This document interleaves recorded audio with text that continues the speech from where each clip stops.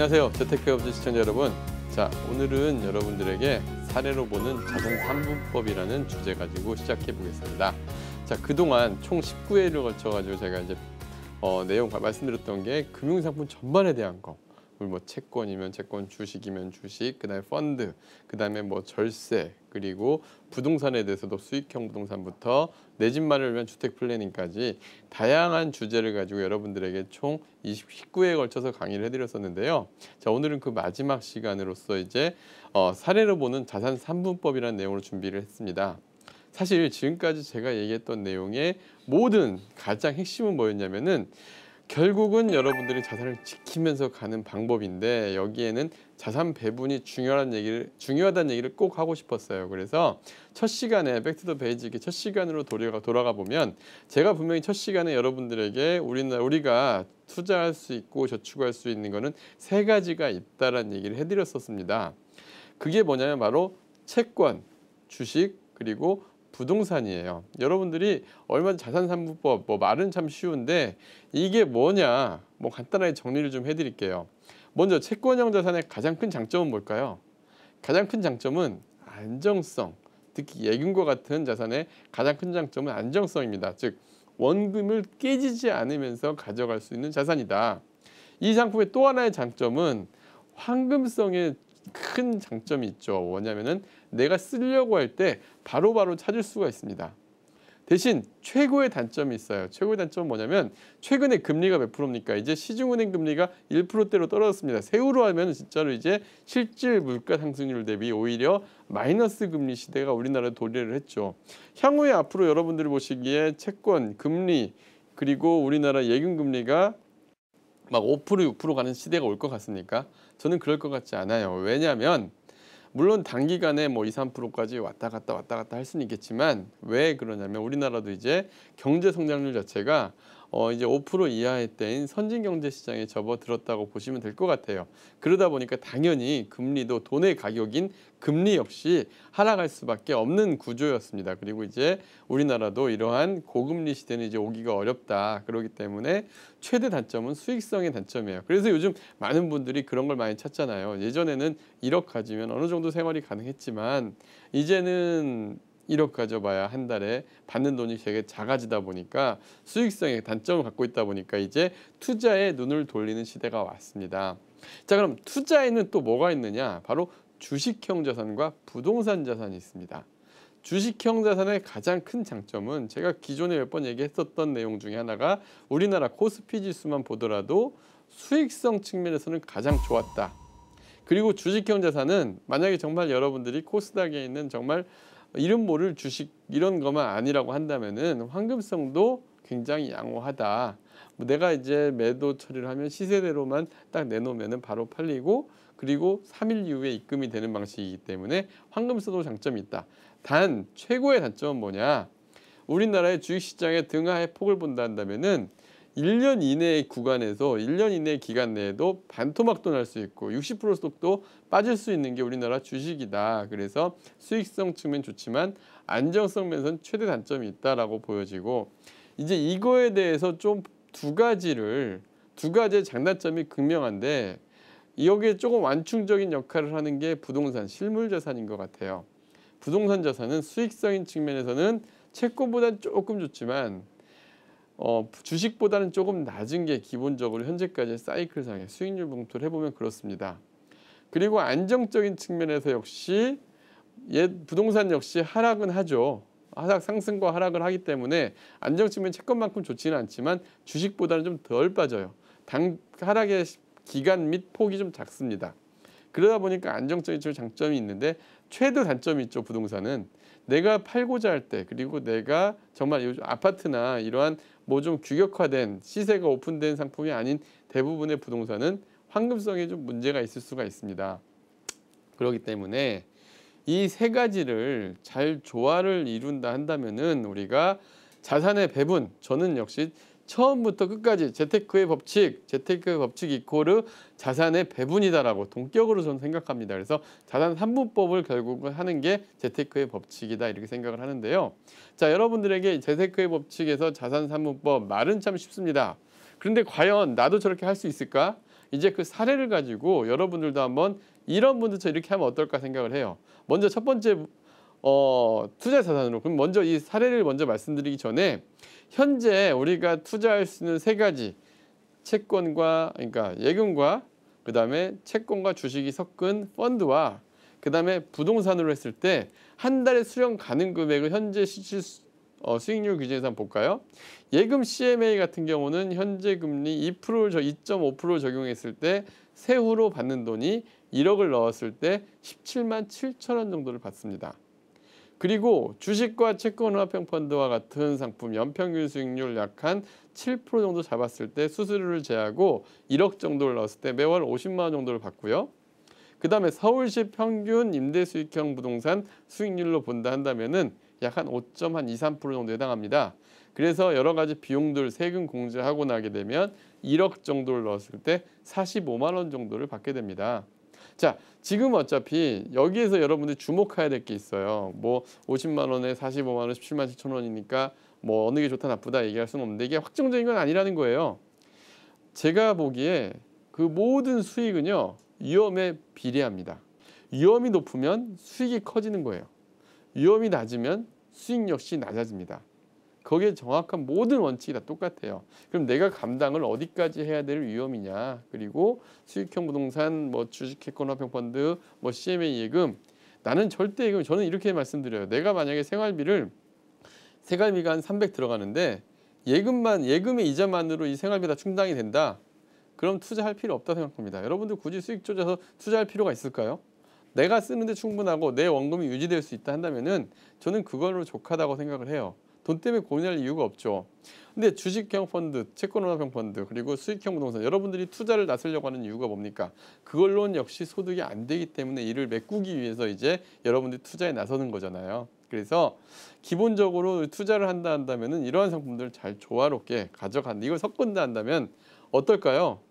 만약에 금리가 떨어져도 주식이나 실물 부동산에서 매매가 차익이나 또 배당 수익이나 또 임대 수익이 있다 보니까 어느 정도 맞춰져요.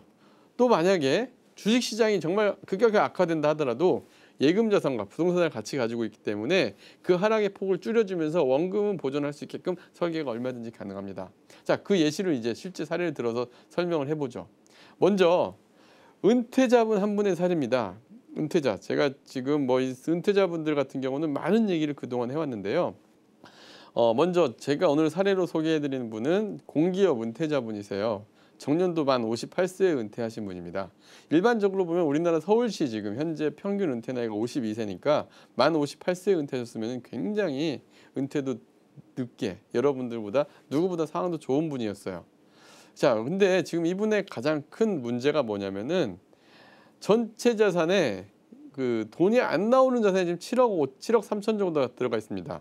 일단 고향에 있는 신축 아파트에 5억 5천에 거주 중이고요.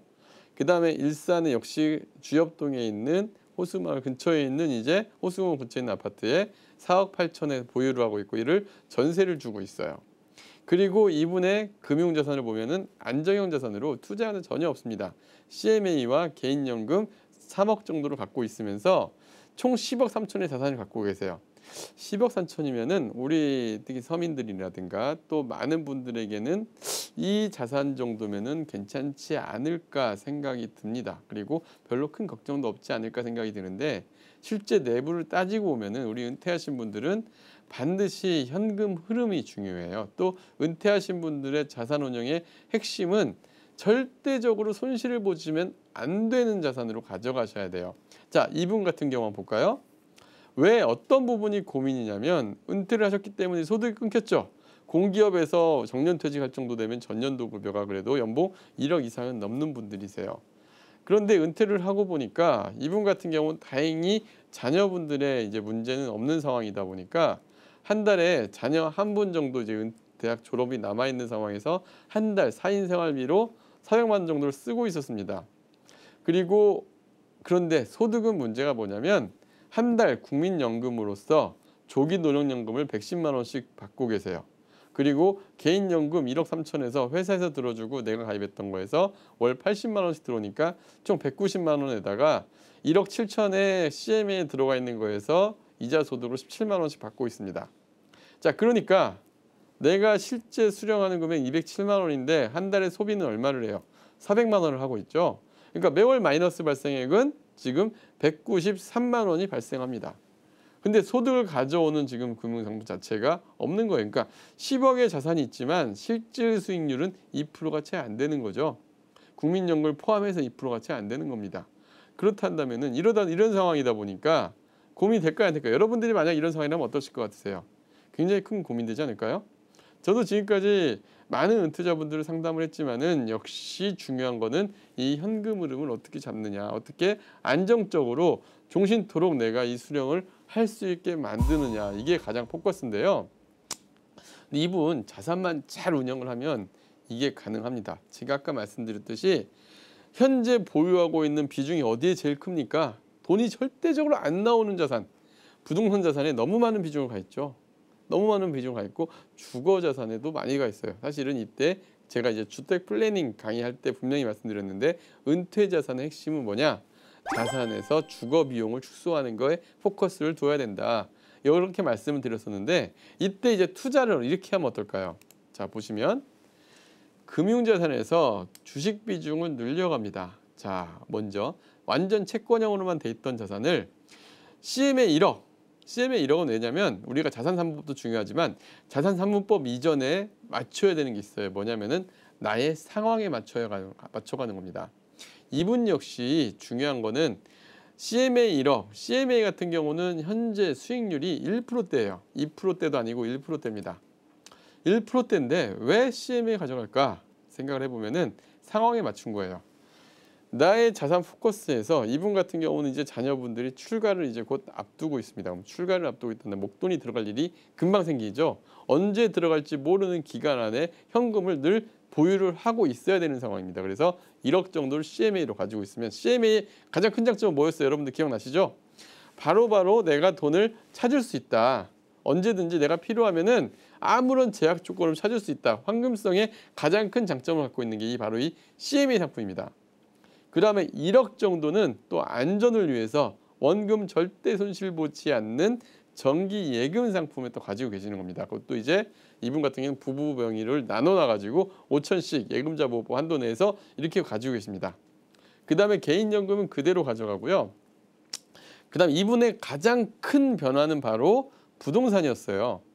자, 제가 주택 플래닝 할 때 부동산의 통계를 내드리면서 말씀드렸죠. 향후에 우리나라는 1, 2, 3인 가족이 이제 대부분을 차지하게 될 거다. 2035년까지 가면 1, 2, 3인 차지하는 비중이 90%가 넘을 거기 때문에 주택도 이제 30평, 우리가 흔히 얘기하는 전용 면적 84제곱미터, 85제곱미터 이하의 주택에서 아마 여러분들이 가지고 계시는 게 투자성도 좋을 거다라는 게 이제 지금 기억이 나실 겁니다. 그래서 이분 같은 경우도 32평형 109제곱미터 같은 던지 아파트로 4억짜리를 이사를 했어요. 그동안 돈이 나오지 않던 부동산에서 돈이 나오게끔 만들기 위해서 주거를 그동안 가지고 있던 5억 5천에서 4억으로 1억 5천을 줄였고 그 1억 5천을 고스란히 어떻게 했냐면은 바로 월지급식 펀드라는 쪽을 통해서 주식과 채권을 섞는 상품으로 연수익률 6% 정도를 기대하고 들어갑니다. 자, 그러면 일단 여기에서 만약에 주식시장이 정말 급격하게 하락한다 하더라도 월주식 펀드 아마 이것도 역시 기억이 나실 텐데요. 주식 비중을 30% 이내로 가져가면서 국내 국공채 또는 AA 등급 이상의 회사채를 70% 이상 가져가게 되면은 리먼 사태가 오더라도 마이너스 5% 정도로 메꿔줄 수가 있게 돼요. 그러면 현재 정기예금과 CMA 쪽에 완전 안전자산으로 2억이 있기 때문에 이거의 이자로 이 손실을 다 메꿔주게 됩니다. 그러면은 손실을 보더라도 최대 손실 폭이 전 재산, 금융재산에서 0% 이내로 맞춰지게 됩니다. 그래서 이제 서재 수익률이 1%, 최대 수익률은 8%까지 가능하게끔 만들어 놓는 이런 솔루션으로 가게 되면은 여러분들의 자산을 좀 더 안정적이면서 은행이자 플러스 한 2% 정도 이상의 수익은 가져갈 수가 있을 것 같습니다. 그 다음에 부동산 자산도요. 내가 거주하는 거주 비용을 줄였고 또 전혀 소득이 안 들어오던 자산, 아파트를 전세를 주고 있던 아파트를 매도 처리를 하면서 요거를 이제 임대 수익형이 가능한 부동산으로 1억 5천 정도 투자를 통해서 임대 소득을 90만 원씩 임대사업자 등록을 하고요. 그 다음에 금융상품 소득으로 107만 원을 만들게 됩니다. 그리고 개인연금 수령으로 80만 원, 국민연금 조기노령연금을 신청하면서 110만 원, 즉 387만 원이 만들어졌죠. 387만 원이 만들어졌는데 보니까 이분의 소비 통제를 하다 보니까 자녀분 한 분이 지금 취업을 한 상태에서 소득이 줄다 보니까 이제 비용이 약간 줄게 되는 상황이 왔어요. 그래서 380 정도의 이제 소비가 맞춰지더라고요. 만약에 내 소득이 내가 순수하게 자영업을 하는 거나 이런 게 아니라 나의 자산을 통해서 내가 나가는 소비만큼 이렇게 맞춰준다면 어떨 것 같으세요, 여러분? 그러면 걱정이 없지 않을까요? 재테크의 법칙 가장 첫 번째, 아까 자산 3분법이라고 했는데 자산 3분법의 포커스는 뭐냐면은 여러분들의 돈에 의해서 돈 때문에 고민하지 않게 만드는 게 바로 재테크의 법칙이 아닌가 생각합니다. 많은 분들이요, 재테크 하면은 수익을 많이 올리는 데 포커스를 두는데요. 내가 필요한 자금을 만들어 가는데 어떻게 내가 돈 때문에 고민하지 않을 수 있을까, 여기에 포커스를 두는 게 더 중요할 것 같습니다. 여러분들은 전업 투자자가 아니잖아요. 여러분들은 주식을 가지고 막 어떻게든 고수익을 올리려는 이런 분들이 아니잖아요. 심지어 어떤 분은 내 펀드에 내가 어떤 상품을 가입하는지도 이런 모르는 상황에서는 여러분들의 돈을 잃지 않는 투자법, 이런 방식이 오히려 낫지 않을까 생각합니다. 이분 같은 경우 만약에 둘째 아드님이 대학을 졸업하고 취업을 하게 되면요, 이때부터는 저축도 가능해져요. 이러면 정말 마음이 편하지 않을까요? 재테크 법칙, 마음 편하게 재테크하자, 이게 법칙이라고 생각합니다. 자, 그 다음 이렇게 은퇴하신 분만 있느냐? 그렇지 않습니다. 요즘 젊은 분들은 자산 3분법을 정확하게 지키는 분들이 의외로 많습니다. 지금 재테크 법칙 시청하시는 분들 중에 아마 직장인들이 이렇게 많지는 않을 것 같은데요. 만약 여러분들의 자녀분들이 직장에 다니고 있다면은 이러한 방법을 한번 생각해 보면 어떨까요? 제가 한 신혼부부의 스마트한 자산 3분법 사례를 한번 가져와 봤습니다. 요즘 젊은 분들은요, 자기가 굳이 내 집을 사야겠다 이런 생각이 많이 작아요. 그리고 내 자산을 좀 어떻게든 만들어서 조기에, 이제 점점 은퇴 시기가 빨라지니까 은퇴도 빨리 준비하고 싶다, 이런 생각을 하는 분들이 많습니다. 그래서 요즘 이런 식으로 많이 하시더라고요. 나는 주거는 주거의 별도대로 하고 투자는 투자 별도대로 진행하는 투자법을 유지하시는 분들이 많습니다. 자, 먼저 이분 사례를 볼까요? 이분은 나이가 조금 늦게 결혼, 요즘 그런 분들 많죠. 남편이 38세, 부인이 36세, 직장 생활 이미 10년이 넘으신 분들끼리 결혼을 한 거예요. 그러다 보니까 재산이 좀 형성이 돼 있었습니다. 한 4억 정도의 재산을 좀 모아놓고 부모님 약간 도움 받고 해서 4억 정도를 만든 상황이신데, 자, 이분들은 어떻게 했냐면은 두 분이 용인에 있는 24평 아파트 전세로 들어가신 거예요. 두 분 직장이다. 한 분은 강남, 한 분은 수원이다 보니까 이거에 맞춰서 주거 지역도 맞췄고요. 그래서 2억 3천 정도의, 그리고 이제 집에 주거 비용을 쓰고 4억 자산 중에서 내가 주거와 투자를 분리하면서 수익형 부동산 투자, 그러니까 나는 주택수를 하나 가정한 겁니다. 이분들은 부동산 투자도 굉장히 자산 3분법 안에서 어떻게 했냐면은, 우리가 지금 현재 부동산을 보유를 하게 되면은 임대소득세를 한 푼도 내나요, 안 내나요? 일반적으로 사업자 신고를 안 하게 되면 소득세를 한 푼도 안 내게 됩니다. 특히 이분들은 무주택자였기 때문에 주택을 매입을 할 때, 소형주택을 매입을 하게 되면은 취득세도 면세를 받았어요. 취득세도 비과세. 그 다음에 9,200을 투자해서, 자기는 전세 살고 9,200을 투자해서 월세를 받고 있는데, 월세가 지금 두 분이 약간 대출을 끼고 이렇게 해서 하다 보니까 74만 원씩도 받고 있는 상황입니다.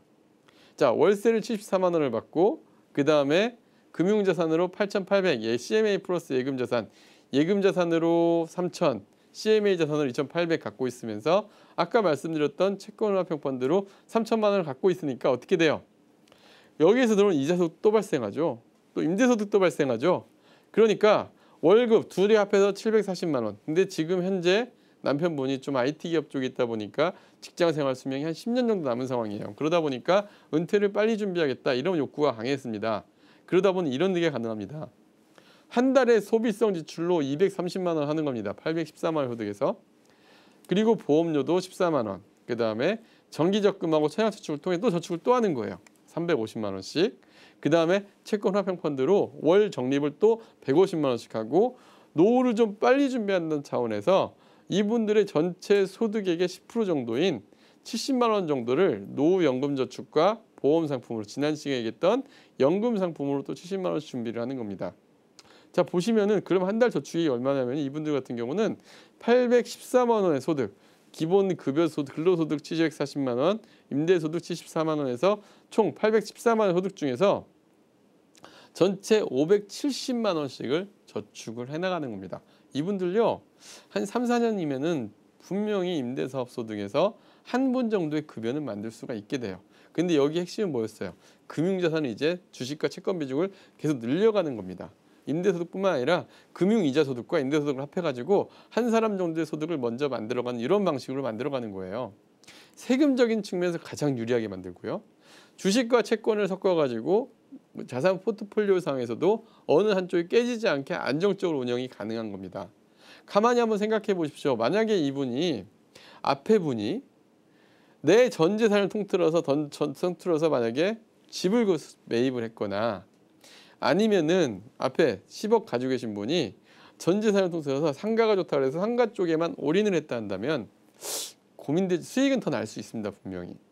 원래 그걸 포커스로 해서 저한테 상담을 요청했던 건데 만약에 그랬다 한다면은 좀 너무 위험하지 않을까요? 여러분들 한번 생각해 보십시오. 너무 한쪽 자산이 만약에 이게 잘못되면 어떻게 돼요? 큰일 나잖아요. 정말 특히 노후 맞으신 분들 그런 분들 되게 많으세요. 내 전 재산을 통틀어서 뭐 이런 월세 받는 거 투자해서 월세를 최대한 많이 받겠다. 이게 별로 저는 바람직해 보이지 않습니다. 왜?